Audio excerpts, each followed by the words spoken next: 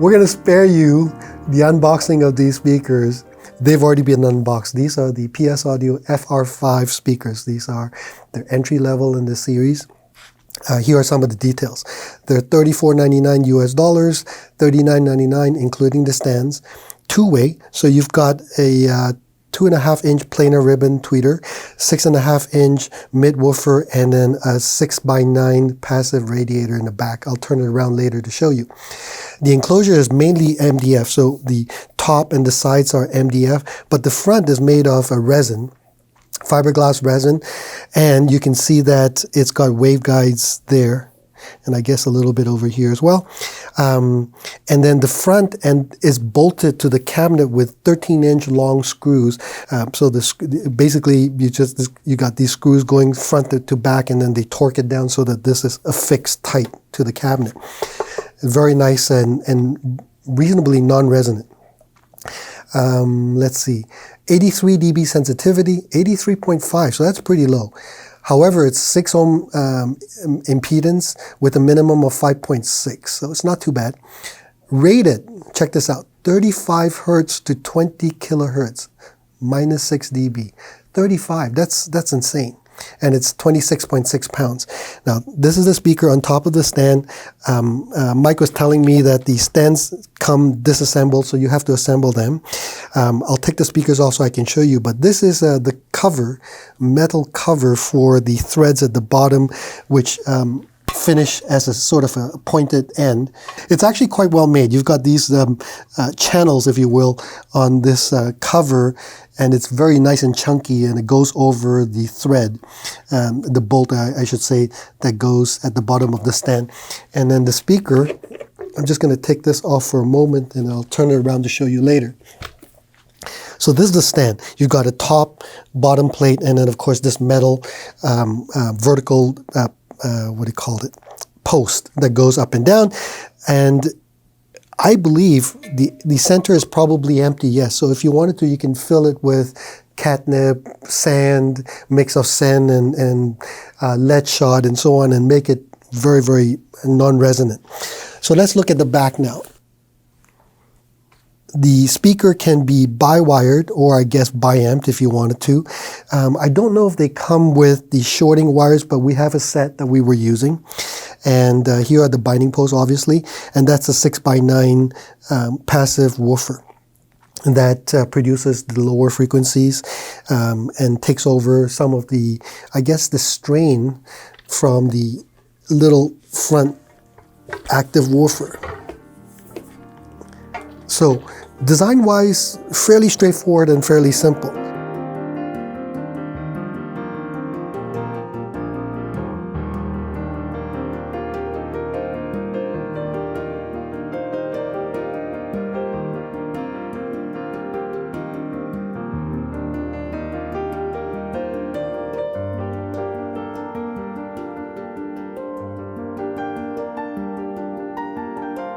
Remember, this is just the first impressions, and we get chance, we'll do a more in-depth dive of the speakers, and hopefully the boys will be able to join me. So today, you just get me. How's that? Okay. We got the speakers in, I want to say, 4 or 5 days ago, just in time for our PS Audio presentation last Saturday. So I think it was a Friday when we got them in, unboxed it. We spared you the unboxing. And right off the bat, they sounded fabulous. I remember thinking to myself, these are quite incredible. As a matter of fact, let me just do a quick parenthetical comment. All design, whether it's speakers, amplifiers, and so on, are all a study in compromise. A designer has to think about what they want to do, what kind of products they want to use, what technology, and then the budget, and so on and so forth, and then come up with a solution. Then they obviously reiterate it, make it, and if they're not happy, they keep doing it until they eventually get to where they want to be, and hopefully it fits the price point they want to hit. And this also will, for the most part, be the same for cost no object products as well. And you'd think, well, if it's cost no object, there shouldn't be any compromise. Well, unfortunately, that's just not the reality. There always is a compromise.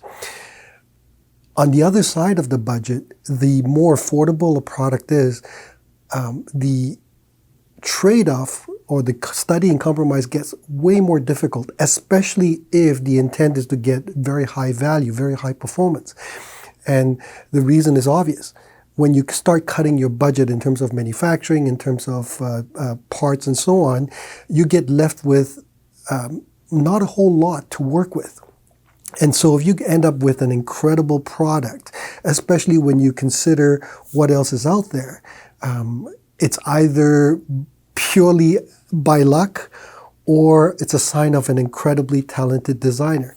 In this case, as far as I'm concerned, the FR5 has just hit it out of the ballpark. I had separately polled everybody in the store, Mike, Curtis, Lewis, and visitors, what they thought of the speakers before the event. And everybody was thinking, wow, these are very good speakers. And on the actual day itself, that room was probably as busy, if not more busy, than this room where we have the FR20s. People were lining up to go and listen to these little tiny speakers because that's how impressive they are. And nobody expects it to be that good, especially when you consider that the prices withstands $39.99 US. I'm not saying there are no better floor standing speakers. I'm saying that when you consider that these speakers were designed specifically as stand mount bookshelf speakers, designed to be able to play in small rooms or medium-sized rooms, they overachieve in almost every category. So let me go through those categories. First of all, the room is roughly 12 by 14 by a 20-foot ceiling, so very high ceiling. So volumetrically, this is not a small room. Setup distance, I have the speakers roughly 4.5 feet from the front of the speakers to the front wall, separated from tweeter to tweeter approximately 7 feet, and then I'm sitting about 8 feet away from the front of the speakers. That was after quite a bit of playing back and forth with the speakers, adjusting them side to side, front to back, and so on. The first thing you'll notice if you're just playing regular, decent quality recordings is the sound staging and imaging is extremely good. The speakers completely disappear. Now, lots of good speakers do that today. These certainly are among the better, if not among the best in its price category for being able to do that. They just completely disappear. When you listen to vocalists, and then you have, so I'll give you an example later, but vocals are right in the center where they're mixed. Then pianos or guitars or drums and so on have very good separation between front and back and side to side. The only thing I've noticed in my particular room was that the width of the soundstage was maybe just slightly wider than the speakers are apart, not dramatically wider. But again, that could be a function of the speakers continuing to break in, or maybe a bit more playing with the speakers in terms of the setup. It's by no means objectionable. They disappear completely. So sound staging, imaging, first thing that grabs your attention. And then you start playing music that is full range because, you know, if you go on the website, the factory says these are full range speakers, 35 hertz and so on. So of course, being the person that I am, the ornery person I am, I have to challenge that. When somebody says, you know, this can do this, I want to be sure it can. So I started playing some music with some real bass. And shockingly, the speakers do give that impression of very powerful, deep bass. And not just powerful in the sense of a home theater subwoofer that produces a lot of bass, but the bass has some agility, has some clarity and speed and control. More about that momentarily. It's just surprising to have small speakers produce that kind of bass. Over the years, we've played a lot with different small speakers, and generally speaking, they can do pretty decent bass, but nothing that plumbs to this depth as well as the FR5s do. Now, it's not perfect. The deepest frequencies can be a little bit one note. Now, I mitigated a lot of it by moving the speakers, as I say, about 4.5 feet from the front wall. And I'm also aware that when the speaker is capable of full range signal, it will excite the bass notes in your room. And so by no means am I thinking that this is the speaker, the problem of the speakers necessarily. This is certainly a combination of the room and the speakers. But just be aware, and we'll get to that in my conclusion, because the speakers are so full range, are capable of so much full range sound, setup can be a bit of an issue. But be that as it may, it was not boomy, like, overblown. It's just that there were times where, as I was setting up, certain frequencies got a little bit stronger, and then when I moved it, a lot better. And there's unfortunately no way to adjust for it on the back of the speaker. So again, you'll have to do some adjustments and placement and so on. Then you go up to the mid-range, and that's where the glory begins. Wow, such a beautiful mid-range. Certainly among some of the better mid-ranges I've heard, under $10,000 easily. It's got this beautiful open mid-range, very delicate. Clarity is incredible. Harmonics are very natural. There's none of the cupped characteristics that I hear out of some speakers. Just beautiful mid-range. I would say as good as any of the Sonus Fabers that we have. It's that good. It's got a beautiful, beautiful mid-range. And then you go up to the high frequencies. Again, same thing. Very open, very airy, no sibilance. And that's one thing that I wanted to highlight. Some speakers can give you some of the airiness and clarity and so on, but at the expense of metallic coloration or sibilance. Not with these, unless it's very strongly in the recording. Otherwise, it doesn't sound that way. The other thing is, however, you want to be careful. Try to sit so that your ears are on level with the tweeter. Don't go too low or too high. If you're sitting above the speakers, you're going to lose some of the airiness. It sounds a little bit like a depressed range in the upper frequencies if you are either too high or too low. But if you are right about level with the speakers, it sounds beautiful. So that's tonally what I thought of. And then in terms of dynamics, they can handle quite a bit of power.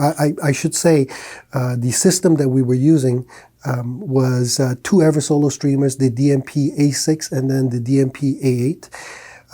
I used the Accuphase E280 integrated amplifier as well as the Hegel H120 just for comparison's sake. And at low to medium volumes, dynamics were quite good.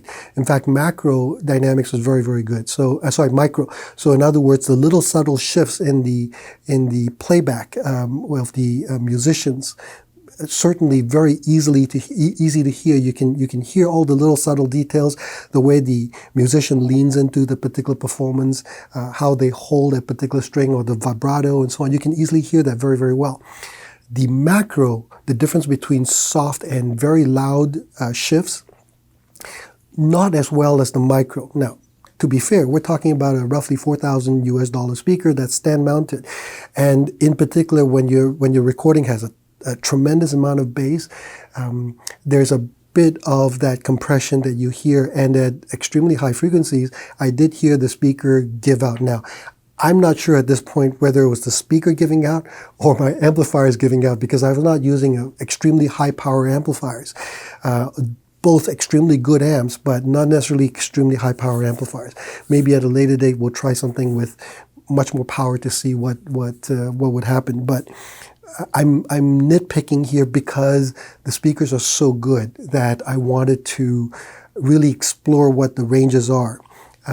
I can certainly put it this way: no bookshelf that I've ever heard can do the kinds of macro dynamics as well as these can anywhere near its price range.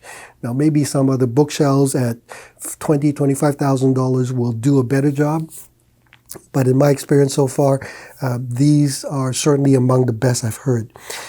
Transparency is incredible. When I switch between the two Eversolo streamer DACs, so the DMP A6 is roughly about $1,400 Canadian dollars, to the DMP A8, which is about $3,000, the difference was startling. It was very obvious right off the bat. Volume levels were matched and so on. The A8 is so far superior in terms of its clarity, in terms of its details, the separation between front and back stage, the instruments, the layering, just a completely different performer relative to the A6, which is very good, but it shows how much better the A8 was. Similarly, when I switched between the Hagel H120 to the Accuphase, the Hagel has all the strengths that Hagel is famous for. Really black background, nice tight controlled bass, spotlit of images within the sound stage, very neutral sounding. The Accuphase, slightly warmer, this brilliant mid-range that keeps wanting to press on with the music, very frenetic. Bass is not quite as tight or as controlled, but nowhere near boomy or loose. And the highs have this beautiful, delicate, sweet sound, quite airy, which matches really, really well with the speakers. You can hear all these things very clearly. It's as if you lift a veil, or just recently I bought some glass plastic and I was cleaning the windshield of my car, and it was amazing how after you do that, it just, the whole world just opens up and go, wow, I didn't realize how dirty the inside was. It's that kind of a revelation. It's just a tremendously transparent speaker. Really, really good job. Here are two recordings that I'll give you as recommendations to check out. Symphony Unwritten by Carolyn No. The voice is very clearly centered right off the bat. You listen to her and she's right there, completely separated from the speakers. There's no sense that the speakers are there at all. And by the way, just so you know, when I first played this recording and I'm listening, I noticed visually that I was not right in the center. But I was too lazy to get up and move the chair, so I just sat, a few inches off to the right, and it was still very clear that she was right in the center, and it sounded wonderful. And you could easily hear all the things that I've discussed earlier. And then I decided, let me just move the chair to the center. And still, she was rock solid in the middle. All the differences that I spoke about earlier were still there, very much in evidence. So it's a speaker that you don't necessarily need to put your head in the vise and not move. You can move your head around and it'll still sound really, really wonderful. And in this particular recording, the right hand of the piano is mixed on the right side of the speaker. And it's, again, this beautiful, wonderful separation between the voice and the piano. And then when the left hand comes in, it's still clear that there's a separation between the voice and the speaker, although in this case, and the piano, I should say, although in this case, because the speakers are so close together, about 7 feet or so apart, it's almost like I've got a mini piano like Charlie Brown's friend used to play, a tiny little piano. But even though the width of the piano wasn't that great, it sounded like the real thing. The tinkles on the keys sounded wonderful. Her phrasing is very clear when she sings and she holds her notes, or when she runs, and there's no sibilance, as I mentioned earlier. And then there's a mix in the back. I can't tell if it's a violin or a synthesizer that's playing a violin track, but it's all the way in the back, and it's very clearly evident. It's not layered where she is. It's all the way back. Another cut, Cinema Paradiso by Charlie Hayden and Paul Metheny. This is a wonderful piece of music, just instrumentation, just instruments. And that's when, again, you're going to hear full range bass and very, very clear details on the guitar. When he plays the guitar, his fingering on the fretboard, it's just so remarkably clear. As a matter of fact, it's so clear in the mid-range. This is where it highlights that maybe the bass is not as good in terms of transparency as the mid-range, because the mid-range is so good. You hear so much detail that you don't hear quite the same kind of detail in the bass. Now, is this a failing? I don't really think so. Again, as I started off saying, every product is a study in compromise. I've heard full-range speakers that don't do anything like what these little bookshelves do. So I don't think that it is necessarily a failing. It's just a really good set of compromises that Chris, the designer, chose to do. Okay, so good, bad, and ugly part. The good. It's a wonderful small package that performs far beyond what its size would tell you. If you've got a relatively small room, not too small, hopefully, a relatively small room, or if you've got a tight space where the speakers need to go, these speakers could be one of those that you might want to check out, and especially if the room opens up to an even bigger space. The only caveat is, I would say, you want to make sure that, if possible, play the speakers in your room to check it out, to confirm that you won't get overabundance of bass, certain frequencies that it might excite. The sound staging illusion is very believable. Speakers completely disappear. Again, lots of speakers do that. These somehow do it more tangibly. There's just a certain sense of 3D that's more than just a little pinpoint image. Image depth is very, very good. The soundstage width, as I said, slightly wider than the speakers. And again, it could be our setup, could be the break-in. At this point, I don't know. Separation between instruments is fantastic. Transparency, especially in the mid-range, is fabulous. Let's go with the bad. It's relatively low sensitivity. The factory rates it at 83.5. So you're going to need a relatively strong power amplifier, especially if you like to play high levels. And that might also be part of why the dynamic contrast, the macro dynamic contrast, wasn't as good as perhaps I was hoping. And also it has to be a good amplifier.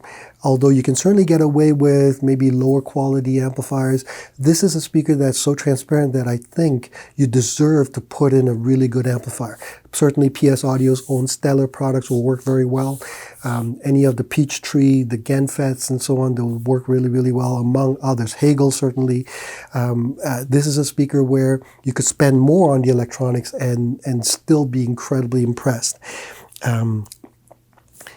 Be careful with positioning. So as I mentioned, if possible, get a situation where you can play with the speakers in your room to make sure that it's not going to be boomy.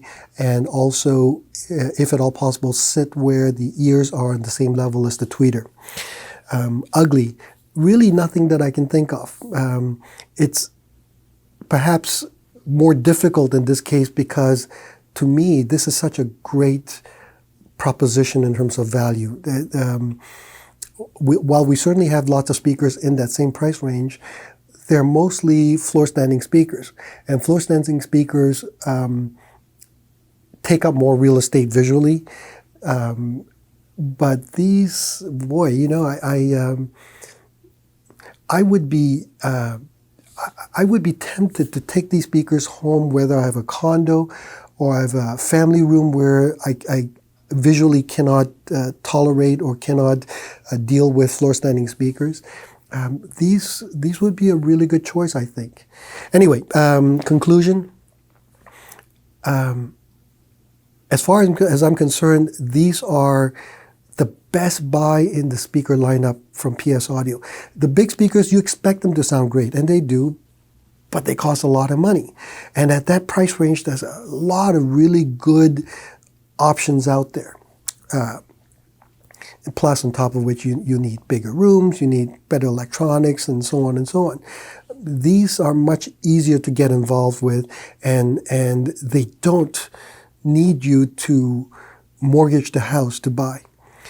The other thing I love about the speakers is that they can sound so good. As I said, so far I've only used electronics that are roughly what we would match with these speakers in terms of price points. But I can see, if it works so well with the E280 Accuphase, that a Macintosh 8950 integrated amp or the 352 tube hybrid, what it would sound like. I can already imagine. We'll hook it up at some point and see what they would potentially sound like. These are quite phenomenal. In many ways, I'm at a loss for words at what Chris has done with these speakers. Certainly, as far as I'm concerned, they are my favorite from PS Audio. As I said, it's not to say that the other PS Audios are no good. Far from it. It's just that your expectations are so much more different when you get to a very high level of pricing. But at $4,000 US, wow, that's quite surprising. And I know as I said earlier, when I asked Mike and Lewis what they thought, just in general, when we first unboxed them, they were all blown away by how this tiny little speaker sounded as good as it does. Anyway, thank you for watching. If you've heard them, please give me your comments. If you haven't heard them, do yourself a favor. Try to get a pair to listen to them. I know in the States, Paul, PS Audio has a return policy. Not in Canada, unfortunately, so that doesn't work here. But in the States, if you can get a pair, if you're in the market for a pair, check them out. And then let me know what you thought. If you ended up buying them and electronics, what you use and so on. Anyway, thanks for watching, and we'll see you again next time. Bye-bye.